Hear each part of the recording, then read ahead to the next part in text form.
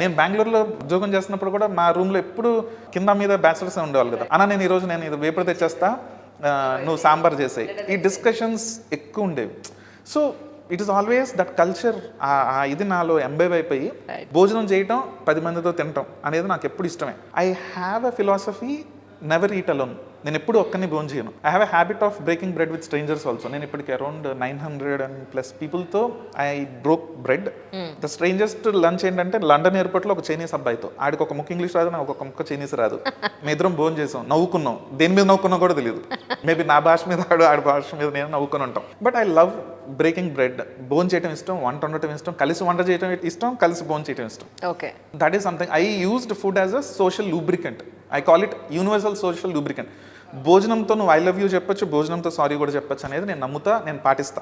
నాకు ఎవరన్నా బాగా ఇష్టం అయితే వాళ్ళ కోసం నేను వంట వండి తీసుకెళ్ళటం నాకు ఇష్టం. ఎవరినన్నా ఎక్కువ బాధ పెడితే నేను మళ్ళీ వాళ్ళని భోజనంతోనే వెళ్ళి సారీ చెప్పి కూర్చొని మాట్లాడతా. అది నా ఉన్న పద్ధతి, నాకు తెలిసిన ప్రపంచం.